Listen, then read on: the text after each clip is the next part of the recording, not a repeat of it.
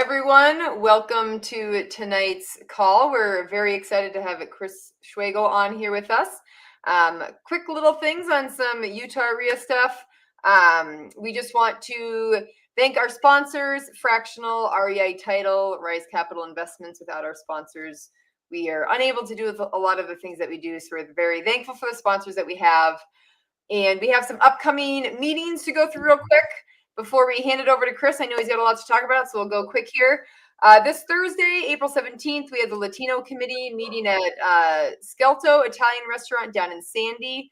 Next Tuesday is our main monthly meeting. This is at our new venue, so make sure you look at our meeting invites, look at the website.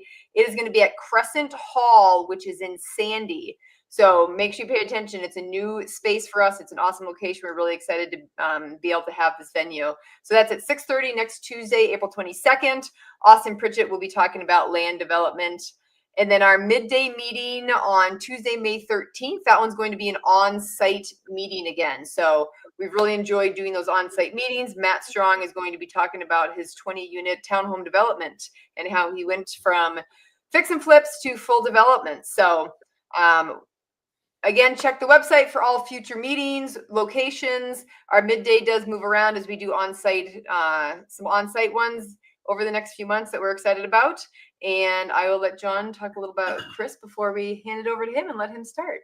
All right, we're really excited to have Chris tonight. I've had the opportunity to meet him a couple of times, and just in those brief conversations we've had together, I've been really surprised at the things that he's noticed that I have not, and so really excited to have him, and I'll turn the time over to him. Yes.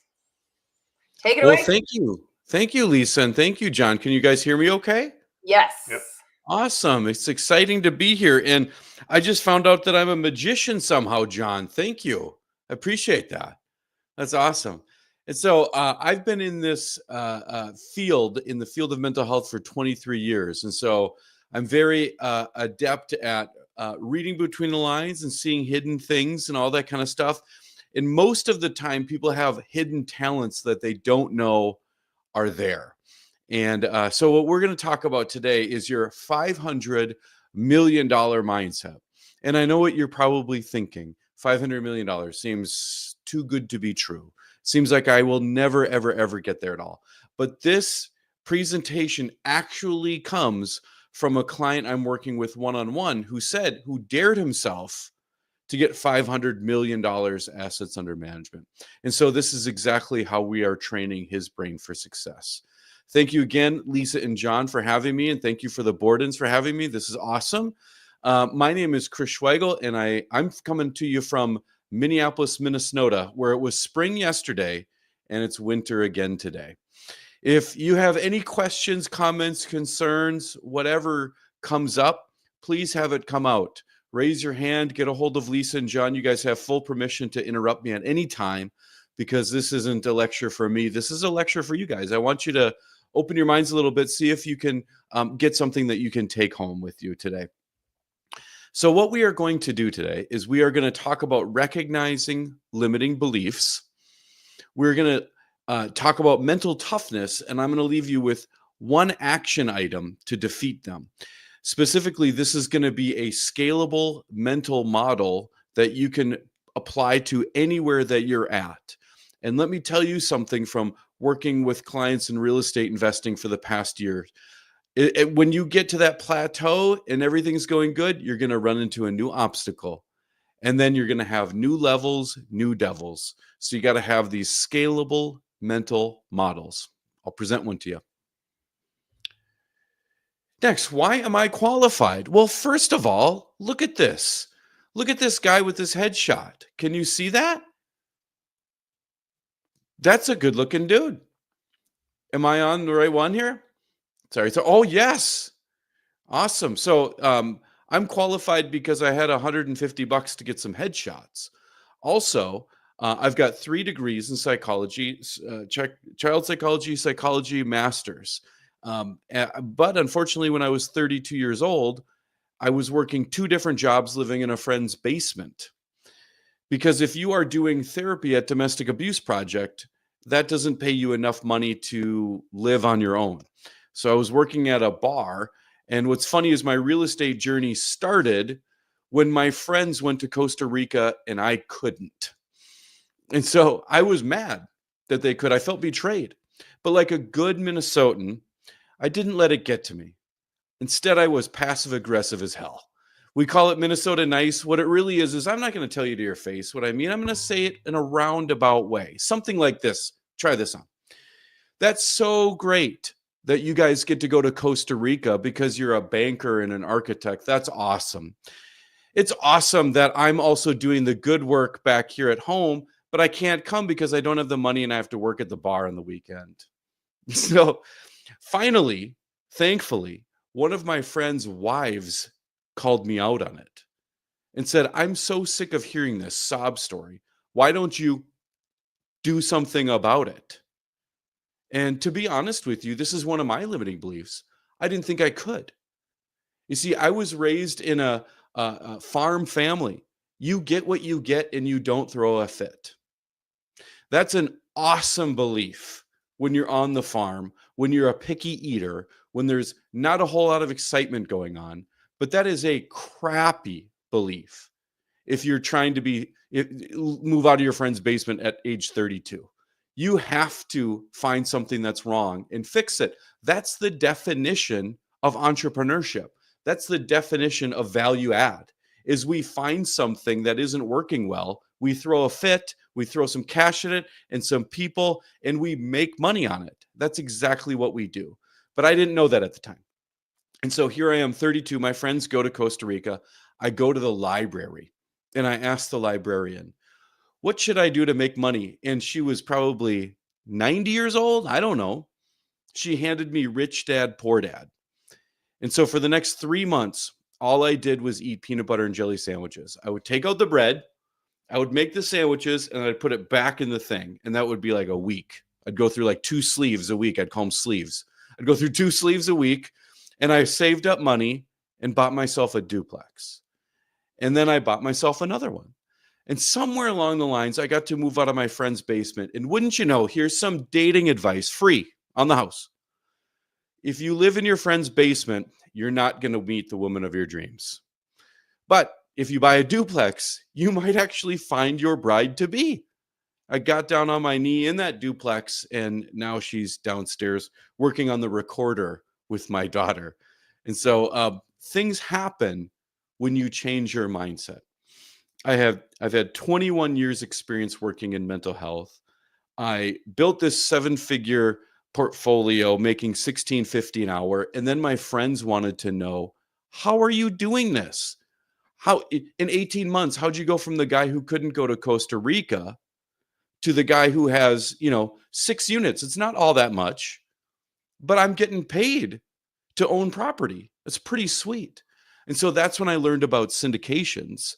And that's how I got involved with my current business, which is helping people with performance psychology who are real estate investors. I only work with real estate investors. We only talk about real estate investing. And ironically, we don't really talk about investing. We just talk about you. And somewhere in there, I developed the STARS method, which is 11 different psychological theories that is developed so that you can find all of your limiting beliefs, uproot them, and transform them. But enough about me, because we're here to talk about leverage and compounding. That's what we do in real estate. We use leverage and compounding interest to build wealth. Well, I'm going to talk about a different set of leverage here today, mental leverage. Mental leverage is where you use your mindset and train your brain in a way that it makes your success inevitable. And so I'm going to share Mike's story. Mike is the person who inspired this talk today. Money Mike, as we call him now. Mike is a guy I met at a conference 2 years ago, and he was super successful. Long hair guy, beautiful hair. So of course I was attracted to him, right? As someone who's non-haired, everyone who has hair, I think is awesome. How'd you get all that hair? What do you do? What kind of product do you use? That's fantastic. And he's a dude from Texas, Abilene, Texas. And he was the talk of the town, the belle of the ball, super extroverted guy, very jovial person, was everyone's best friend instantly, appeared very successful. And I found out later that he had about $65 million assets under management. But his dirty little secret was he hadn't bought anything in 3 years. In fact, he'd only put in a few LOIs. In commercial real estate, an LOI is something that you put out like a letter of intent to purchase a commercial property. So he wasn't even putting in offers. He was underwriting a ton, but wasn't putting any offers. He felt completely trapped. His business wasn't progressing. And he had a team of 14 people, and he's working 70 hours a week. He's the guy doing the marketing. He's the guy figuring out the CRM. He's the guy doing investor newsletters and stuff. He's doing everything. And so he started working with me, and we got to the bottom of it, and we found some of his limiting beliefs from when he was a kid. We found out that when he was in choir class, he loved singing. It was his favorite class. He had dyslexia growing up, and so reading was difficult. School was difficult. He really excelled in music classes, especially choir, and so he got a solo. And he was super stoked about it, and he was practicing his solo in front of the rest of the choir class, but he couldn't read the words correctly this one time because of his dyslexia. He was putting the letters wrong, and so he couldn't read the words, and so the kids in his class started making fun of him. And so what he learned from that day was never stick your neck out. Never try to do something that you're great at. To play safe, to play small. And so that's exactly what he was doing in his business. And we found that one of the things that when we went through the STARS method, we were planning his funeral. It's one of the things we do. We plan your funeral and we attend your funeral. And so he's going to get, his funeral is going to be a karaoke, which is awesome, right? Everyone wants to go to a karaoke funeral. He's going to have crab cakes flown in Texas. Crab cakes flown in, it's little sliders, not big ones. He's like, people don't need a whole crab, just like a little slider on like a Hawaiian bun, you know? And people are going to be talking, telling jokes, all this kind of stuff. We're talking about who's going to be there. Well, my mom and dad, my sister, my brother, my aunts and uncles, all these people. And then he got to thinking, wait, they're probably going to go before me. They're probably not going to be there. But all these people I mentor are going to be there. And then he realized, I'm not mentoring anybody. And the person who he thought he was in his brain was different than the person who he was in the world. And so he realized that he was playing really small. In his mind, he was a mentor to people. He was someone that would walk around town and people would thank him for his guidance, but he wasn't doing that because of a fear of rejection. And so when we found that, we realized exactly what was holding him back. He was fearful that people were going to make fun of him. That when he would make a mistake, especially in public, which is what investing is, he would be humiliated again.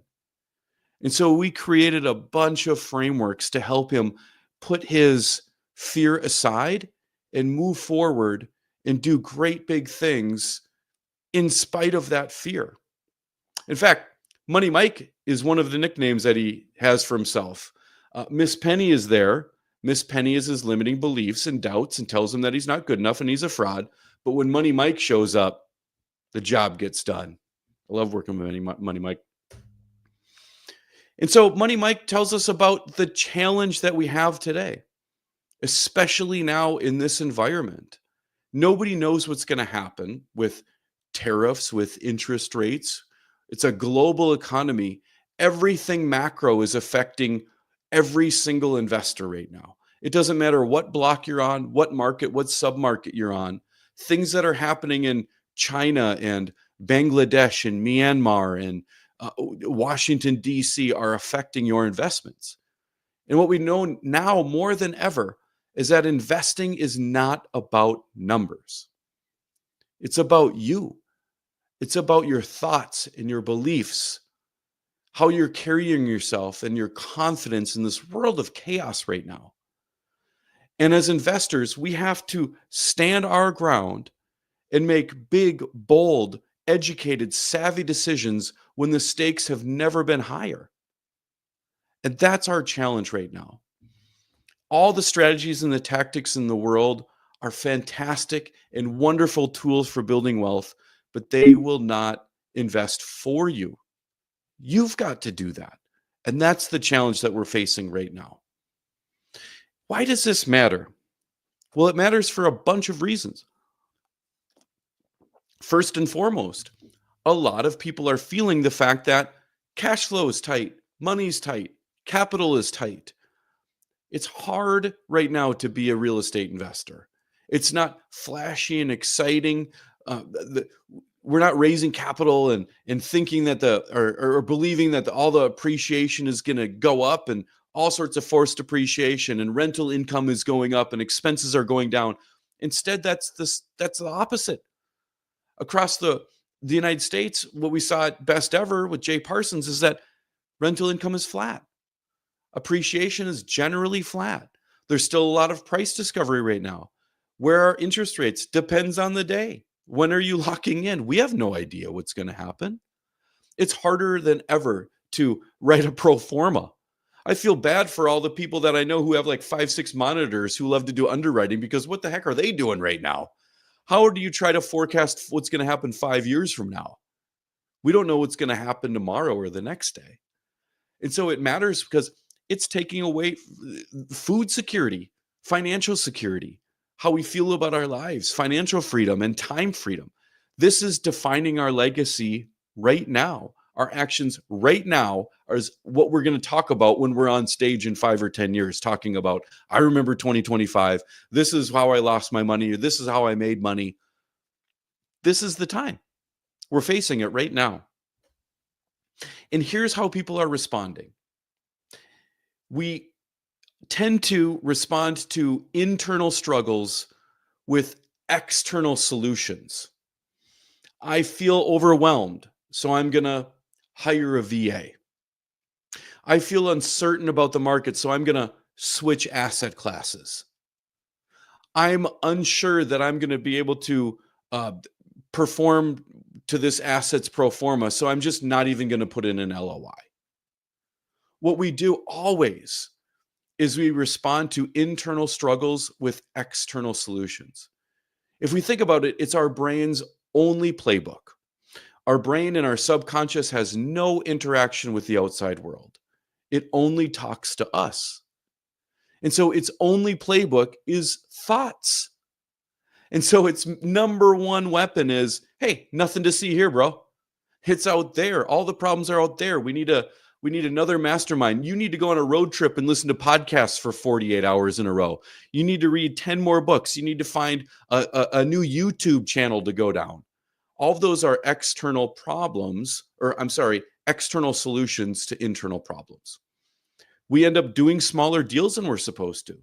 We rely way more on education and other people's inputs into our own business models. We focus only on strategies or tactics, or we switch our strategies or tactics. We go to networking events like Utah REIA and we meet everyone, but we don't meet anyone. Or we go to the Utah REIA and we just, I see a bunch of people because I talked at the Min REIA here, they just show up for the spaghetti and head out.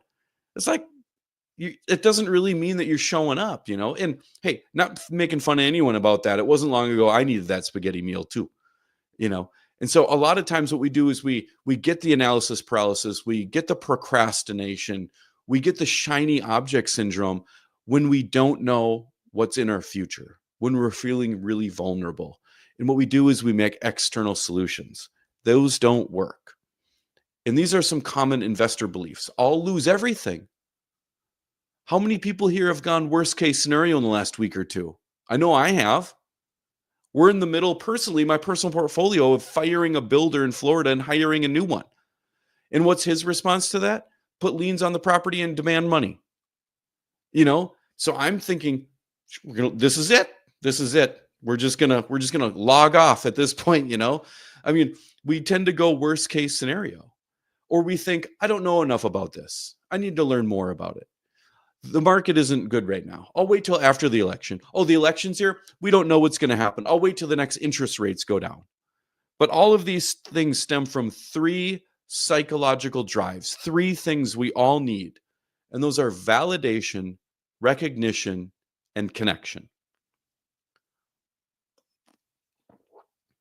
Validation is knowing that I'm good enough, that I'm worthy of reaching for my dreams.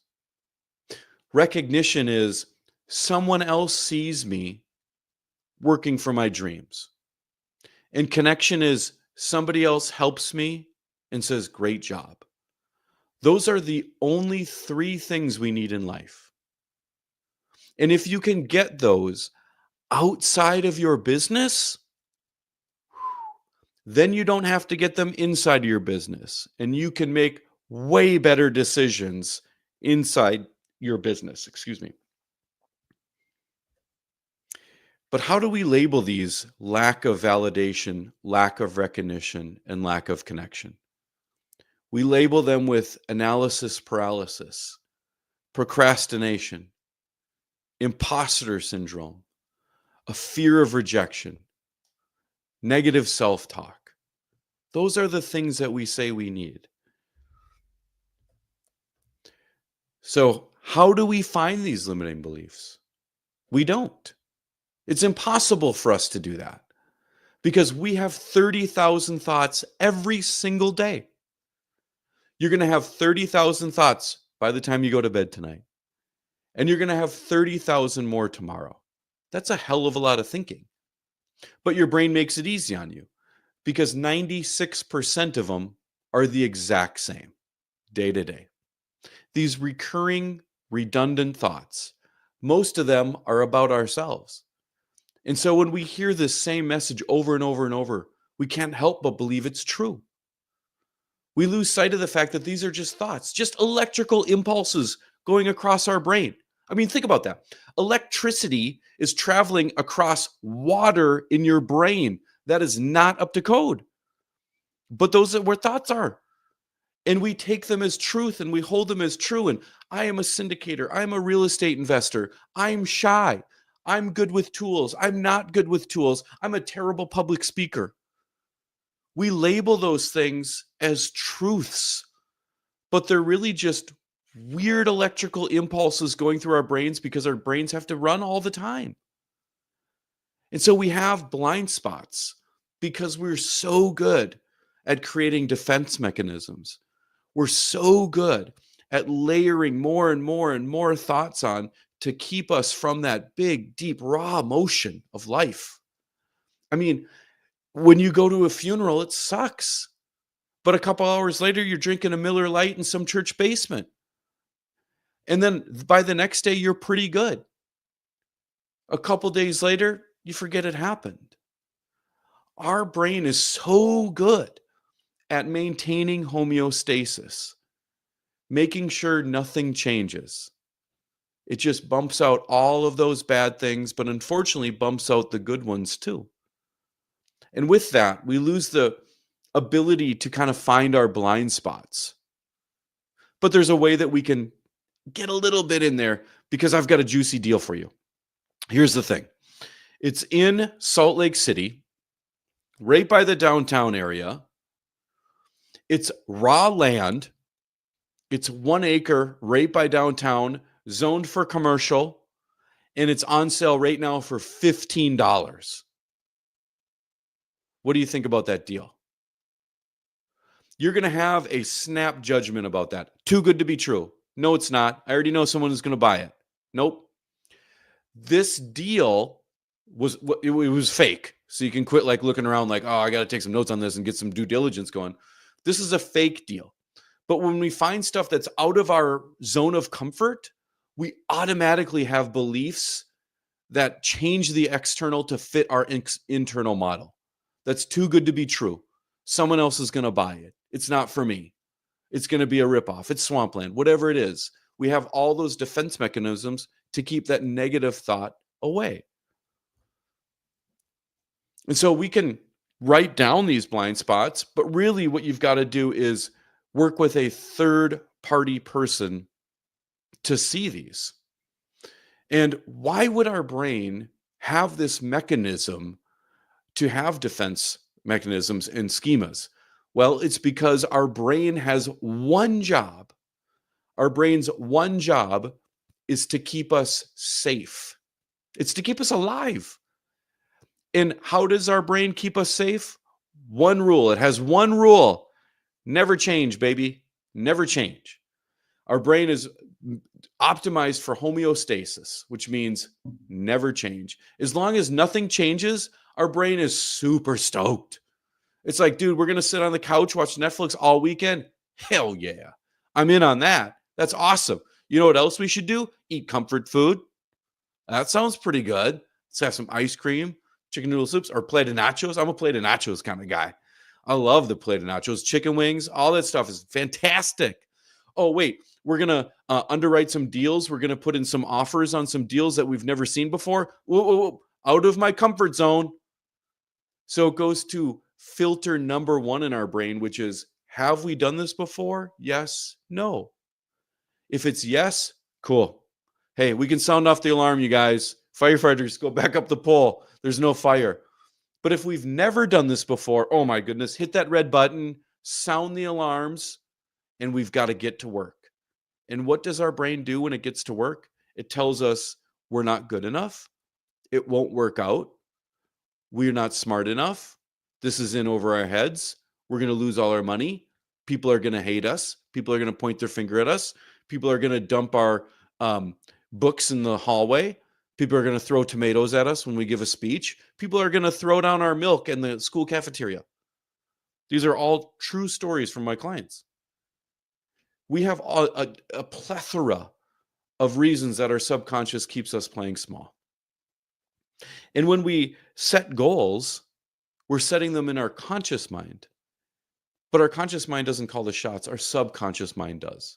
And our subconscious is only really contains like how to move our bodies and then who we are as people.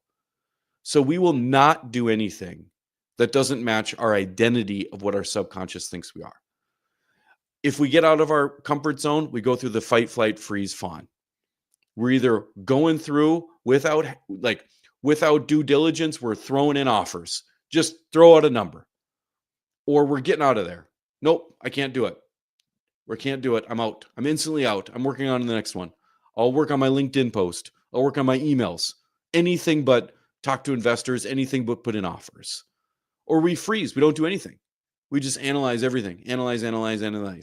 Optimize. You know, fawn is the last one, which is hilarious. That's where we just become addicted to like leaders and mentors. And we just follow whatever they do. And we don't use our own brains. That's our subconscious's number one job. Keep us safe, never changing. Can you 2x your business in 2025? Yeah, I think you can. In fact, I know you can, because those are the stats that I just figured out for quarter one for my clients. And I've got a resource for you here. If you don't see in that QR code, there's a brain in there. How cool is that, right? Canva. Thank you, Canva. How fun is that? Canva AI, getting the job done. And so if you want to have some a guide on how to 2.7x your business in 2025, you can grab that right now. It's not a funnel or anything. I'm not here to sell you guys anything. I'm just here to help you with your businesses.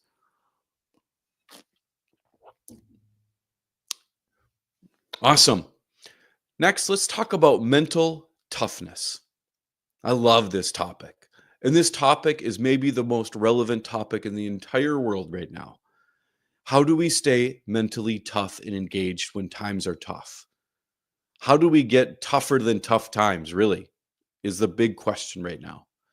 And the answer lies with Peter Clough and his colleagues. Back in the late 90s, they didn't publish their studies until 2002. But in the late 90s, these guys were studying in London, right outside. So they were close to Wimbledon. And they were fascinated with tennis players because tennis is a solo sport, you know, kind of like golf. We just had the Masters yesterday. A lot of mental toughness there. And so anyway, they were noticing that the best players in practice were not the best players in the match. And they wanted to know, why was that? So they went around asking all the coaches and judges and all that kind of stuff, what was it? And what they found is there was an it factor. These guys have an it factor. These gals have an it factor, right? They're like, okay, that sounds cool, but like, what is that? And we're social scientists, so let's get some empirical evidence and let's figure out what is that it factor. So they needed some numbers, they needed some data.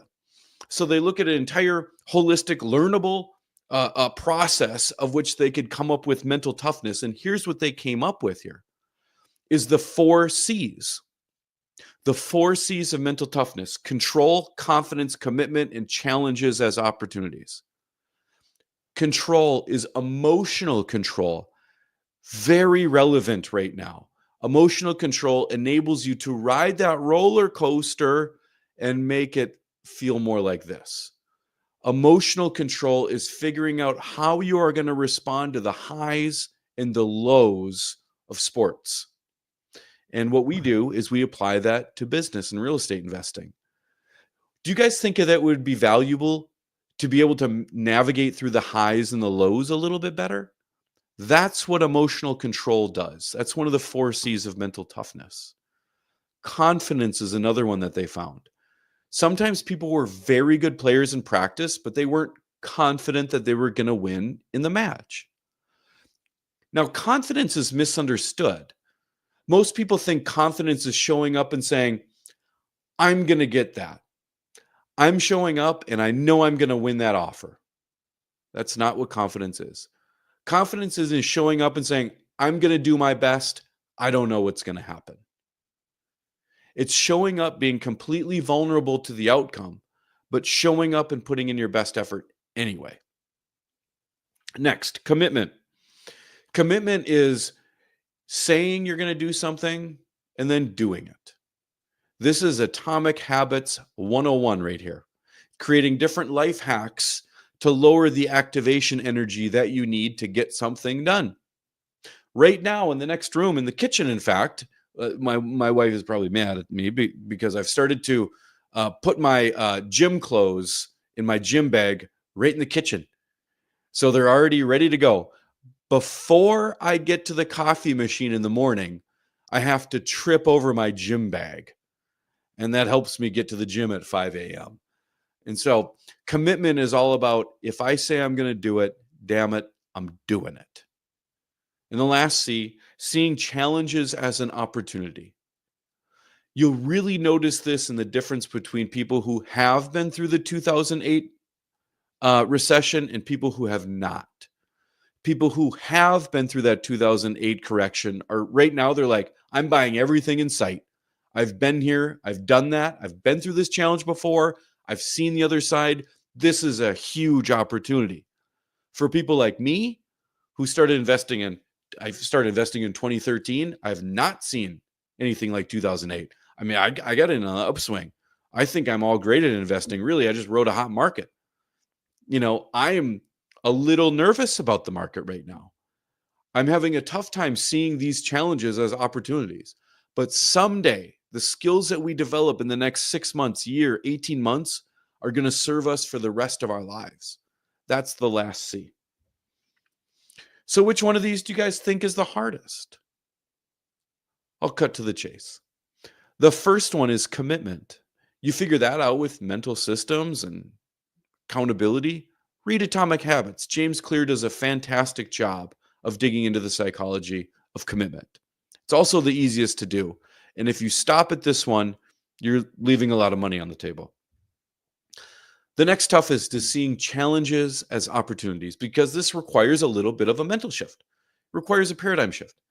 It improves when you go through experience. And the way that you boost this is by practicing, preparation, visualization, affirmations, things like that. Getting out of the weeds a little bit. Seeing the forest instead of staring at the trees. One of the best ways to see present tense as challenges instead of, opportunities instead of challenges is to go on a walk, exercise, do something fun, distract yourself. That's how you start to see it. The next hardest is emotional control, because managing your emotions is really, really, really freaking hard. It's very, very hard to do.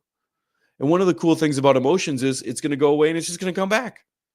So if you're pissed off now and it goes away, awesome. It's just going to come back and you'll have another chance to practice emotional control. And this is a struggle, especially when you're under pressure. So this is where a lot of visualization comes in. In the 2024 Summer Olympics in Paris, I loved studying the US athletes. I think there was 735 of them. All of them worked with the USA Olympic Committee sports psychologists. And all of them, 100% of them, also paid for their own sports psychologist. And what's interesting is in reading interviews and watching them on TV, I was glued to my TV for 2 weeks. I freaking love the Olympics. And I love the interviews with them. And one of them was talking about sports psychology and all that kind of stuff. I think it was the male gymnast who won the pommel horse. And he was talking about how he had visualized his routine 1,000 times. And so when he fell the first time, he knew that it wasn't going to be that big of a deal because he had practiced being under pressure and doing his routine successfully under pressure. Michael Phelps is the king of this.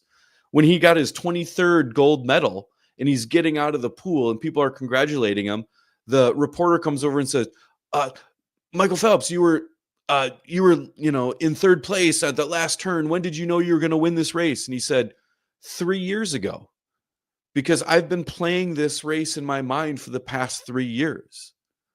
He said the water was a little bit colder than I was expecting, but I had practiced that in my mind. And when I turned, I looked one way and the other way, and I saw that I was in third place, and I knew what to do. I knew I had to actually slow down to go faster. He had practiced that in his brain and knew he was going to win. That's emotional control. And the last one is confidence.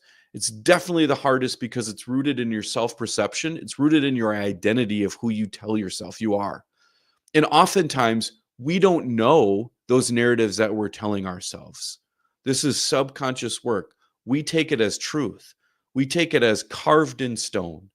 When a lot of times we can build our confidence by just believing that it's massaged a little bit. And this is the interesting part about confidence. What Dr. Clough and his colleagues found out was that people didn't build confidence very well when they won. They built a lot of emotional control and seeing challenges as opportunities when they won. People build confidence when they lost. So think about that. So we can't actually lose, because if we lose, we build our confidence, which helps us win. So we're just kind of always getting our reps in. The moral of the story, keep swimming, right? Keep swimming. Just like Dory always says. So let's do a little activity. Let's teach you guys something. I'll give you a minute here to get out a literal sheet of paper. An actual sheet of paper. And a pen or pencil, whatever you write with. Bonus points if you're using like ink in one of those feather pens. That would be fancy, right? John, maybe I should get that for the next presentation, like one of those George Washington, like wigs. That would be sweet, right? So I want to teach you guys all about building mental toughness right now with this scalable model. We are going to be hitting your conscious mind, your behaviors, and your subconscious mind all in this thing that I like to call the TOP. You want to be on top? Do the TOP, the triangle of power. You can use this to get whatever you want to avoid icky feelings. Get out that blank piece of paper, and you are going to write 3 boxes, just like this. 2 up top, 1 down below. I'm getting some feedback. I don't know if someone unmuted or not. Yeah, perfect. So you've got that. So it looks like a triangle, right? Kind of a face, triangle, Lego. Looks kind of like a Lego guy. I didn't realize until right now. So in this upper left one, what you're going to write is limiting beliefs. You're going to write that right above the box. And then whenever something negative goes into your brain, I want you to write it down in that box. Anything that says, they're going to know I'm a fraud. I don't have enough experience. Things are going to go the wrong way. If I'm successful, I'll turn into an asshole. If I fail, everyone's going to make fun of me. My mom is going to say, I told you so. I should have known that you weren't cut out for real estate investing. Whatever it is that keeps you from achieving your dreams, whatever thought steers you away from going for your vision of your perfect life, you write that thought down. Now, two things are going to happen when you write that thought down. The first thing is that you're going to take this thought from the subconscious mind, where it's free to roam and play and do whatever it wants to the conscious mind. And when you take it to the conscious mind, you can study it like a scientist. You're like putting on a lab coat. You're putting on your like monocle. Well, maybe not. We probably have more like better technology than a monocle, but you're putting on maybe a magnifying glass. I don't know, but it's definitely, your thought is definitely in like a Bunsen burner or a beaker. And we can start investigating it and studying it. And so it detaches that emotion from it. And then the second thing you're going to do is when you write something down and when you speak something, when you get it out of your body, you're reducing shame. So if you are thinking this thing and then you jot it down, you're like, holy crap, am I really saying this to myself? Dude, that is awful. Or you're going to say, who would think that? Or I hope no one sees this. Or I'm embarrassed by this. It takes away that power that it has by staying silent, by being stealthy and sneaky and ninja-like. Now we've flashed the flashlight on it. We found you. We caught you. Ha ha. And now we're going to start studying you, limiting belief. And next, when you're done with that limiting belief, you're going to draw a little arrow from that left box to the right box. And that right box up top, you're going to label actions. And what these aren't to-do lists. It's not clean the house. It's not walk the dog. These are big, bold actions that move the needle for you and move the needle for your business. These could either be big, huge personal swings. I'm going to start exercising. I'm going to do that 75 hard. I'm going to call my mom. I'm going to start volunteering at that place. I'm going to go for a run right now. I'm going to do whatever it is. Those big, bold personal actions, those count. And the big professional ones too. I'm going to go to that Utah REIA. I'm going to talk to 10 people. I'm going to call 100 cold calls from this probate list I got. I'm going to go to a coffee shop that I've never been to and work and tell everyone in there what I do. It's these big, bold actions that are personal and professional. We want them both in there because there's a mind-body wallet connection. Your mind will engage your body, which will do things that engage your wallet. There's no separation between personal and professional goals at this point. They're all the same. You want to make more money? Be a different person. It's as simple as that. And next, what you're going to do when you're done taking that big, bold action, you're going to make an arrow down to the lowest box. And the lowest box is called affirmations. And I know what you're thinking, dude. This is hippie crap. This is voodoo, woo-woo stuff, right? And it is. Unless you believe science, because it's true. In the 1990s, there was an arm of psychology that became very prominent called positive psychology. And this is the psychology of productivity, of happiness, of empowerment, self-development.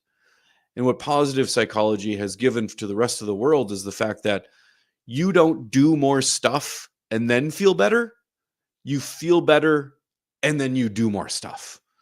And so what we are doing here with affirmations is we are massaging our subconscious to believe that it's different. And hey, you don't have to, you're not faking it till you make it here. You're not being a fraud. You're not being a faker. You're not trying to lie, nothing like that. Because what happens with procrastination, analysis, paralysis, shiny object syndrome is that your subconscious is behind. You're doing things that your subconscious has not caught up to in your identities. So when you do affirmations, you're catching your subconscious up to present tense. It still thinks you're in a middle school cafeteria. But when you do an affirmation, it has to hit these 3 filters. It has to hit all 3. If it doesn't, it's going to get just immediately tossed aside, because your subconscious is a cranky little toddler with poopy pants and needs a nap. It's like it gets its way at all times, which is why I'm not telling you to put up a live, laugh, love sticker and everything's going to be great. It's because it doesn't go through this filter. So filter number 1 of affirmations, it has to be first person. So it has to be I or me or I'm. So it has to be that. Second one, it has to be positively stated in the present tense. So hear me out on this.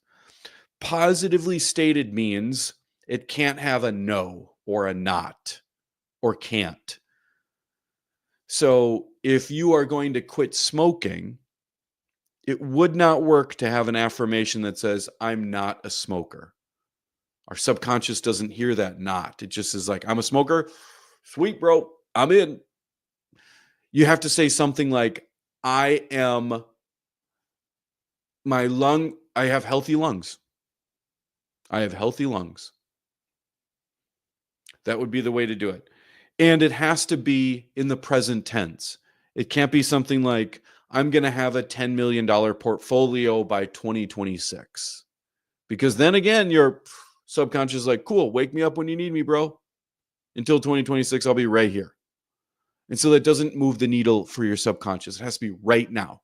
I have healthy lungs today. I go to the gym today. I'm going to the gym today.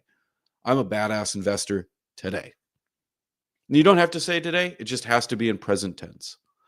And the third one, which is the best, is it has to be in your own voice, which is why I can't say, here's my affirmations.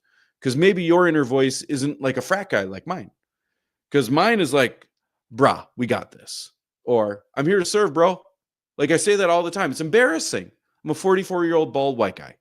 And I call myself bro thousands of times a day. It's embarrassing, but it's me. It works.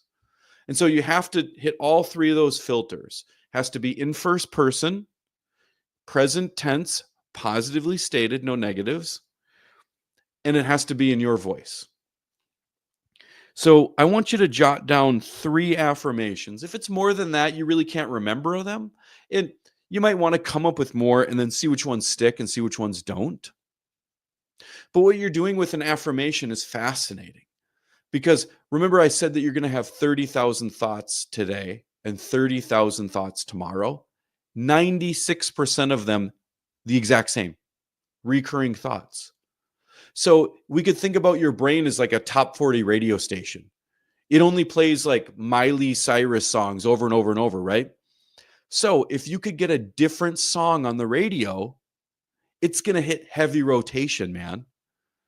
And so that's how you get your subconscious massaged into joining you in this present tense, because it still thinks you're at some cafeteria in middle school, or it still thinks you're at the lockers of Agassiz Junior High, just super sweaty, trying to ask out Angie Thomas, like mine is. And we need to catch it up a little bit. And so that's how you do it. So to recap, when you notice a thought that's keeping you anywhere but going towards your vision, you're going to write down your limiting belief. And then immediately you're going to look over to your pre-populated list of actions that move the needle. Do one of them. And as you do one of them, tell yourself this affirmation. What you're going to be doing is you're going to be challenging these automatic beliefs that you've been living with and thinking that they're etched in stone. And it's amazing how when you start moving the needle, how good it feels. Because our subconscious is wanting us to stay the same and not change, because that's uncomfortable for it. But if we can make it comfortable, life gets easier. And then we can start to do whatever the hell we want. So next steps here is to make your identity moldable. You can find the roots of your limiting beliefs. I'll tell you here in 30 seconds how you can. Is what you do is you go back in time to when you were 8, 9, 10, 11 years old, and you think about who the people were that were influential in your life. You write them down. And you write what you learned from them about life. What did they instill in you? What did they need you to believe? And then you write down what that influential person was doing at that time. And why did they instill that in you? What you're going to find out is when you take a look to study the people who were influential to you, you'll find out that they weren't perfect. They were flawed, and they had agendas, and they needed you to sit down and shut up and make their life easier. And so they weren't giving you awesome worldly advice about building a huge portfolio. They were trying to get you to eat your peas. And when you see that those are just stuck in a moment of time, you can leave them back there. And then next, what you can do is go into the future. You can imagine your last month, week, day, hour, minute on earth. What are you going to do with that time? It gives you a glimpse into who you are. We can imagine your legacy, who you are after your physical body has gone, but the memory of you has stayed. How do people remember you? There's a big lesson there. And you can start to uncover the gifts of who you really are authentically, which is not a change. It's not a shift. It's exactly who you are in the core, as confident as hell, out loud. That's it. And trust me, this is not voodoo crap. It feels like voodoo crap, but there's a reason why my clients grew their portfolio 2.7x in 2024. There's a reason why. And it's because they were more vulnerable. Vulnerability is 3 things. It's doing something that's emotionally important to you. It's taking a risk in public. And it's attempting something and starting something that you don't know how it's going to end. And that's exactly what an investment is. You are making a stake that's titled in public that people know about, and you don't know how it's going to show up.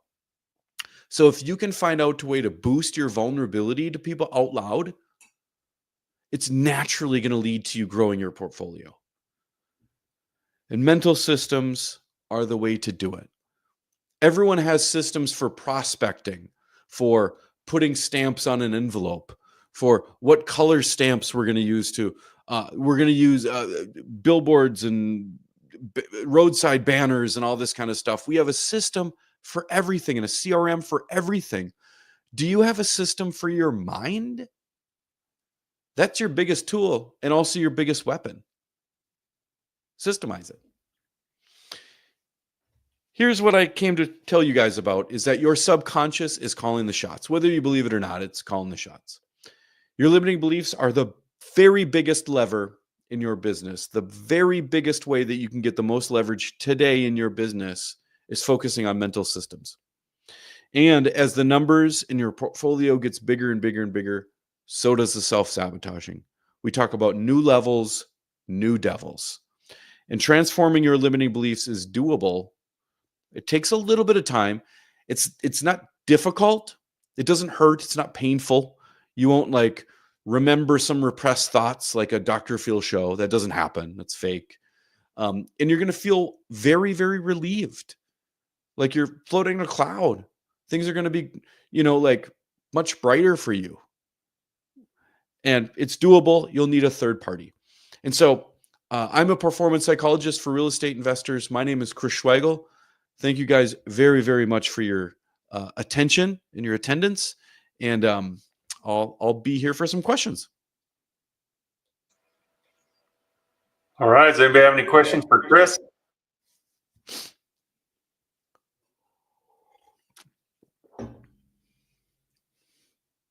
I'll say this while we're bantering and waiting for people to build up their courage here to ask a question, is that this is a pretty sensitive topic. And it's a pretty personal topic. John, are you able to share my information with people?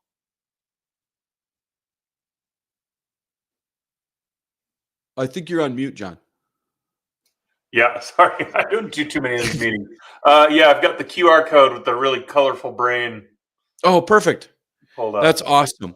Because a lot of times what happens is people will think of something or it's personal or you think of something a half hour after we log off and you can just email me there. Ask me any question. I love responding. I respond to all the emails.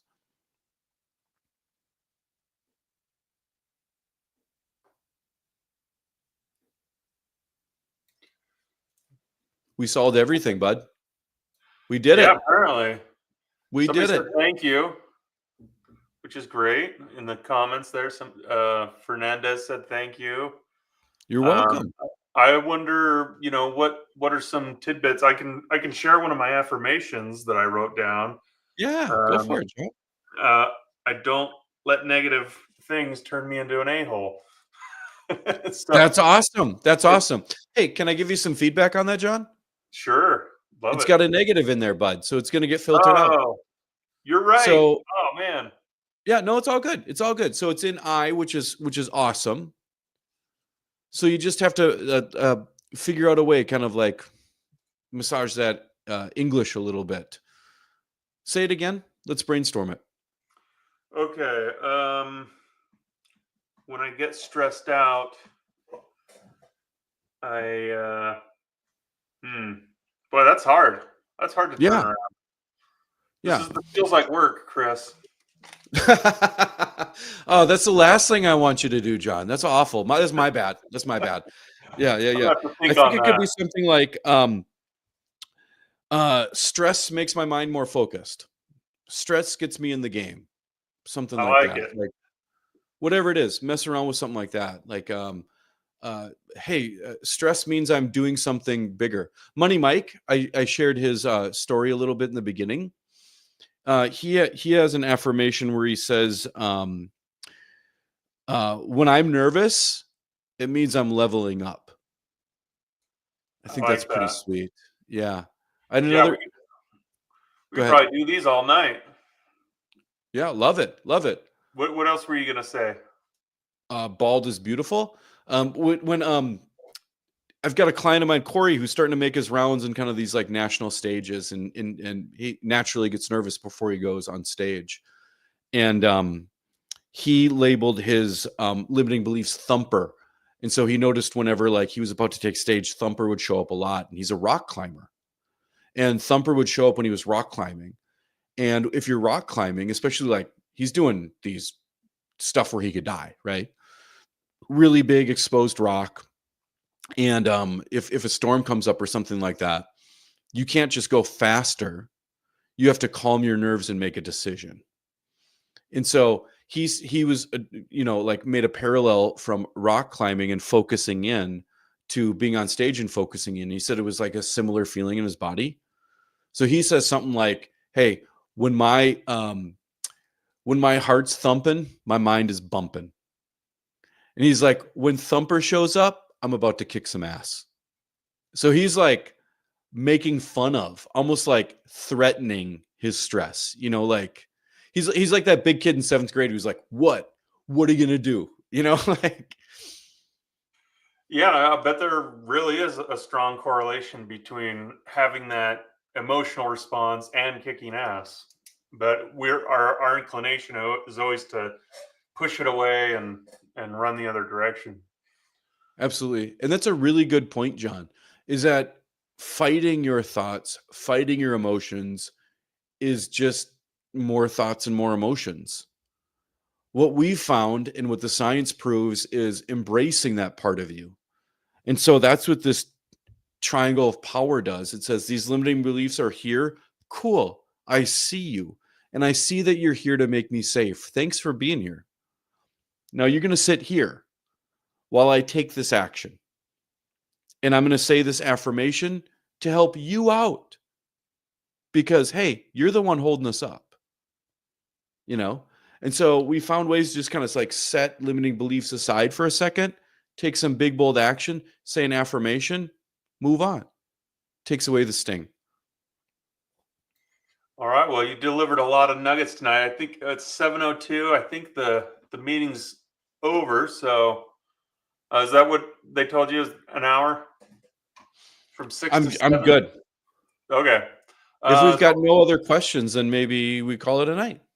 Yeah. So I got to end stream, and then we got to hang on for a second to make sure everything uploads, and then we can close out. But thanks got for it, my coming, man. everybody, tonight. you. We really appreciate it. We hope that you can reach out to Chris and get more information. It's amazing what working on your brain can do. So everybody have a good night. Thank you. Take care, guys. Thank you.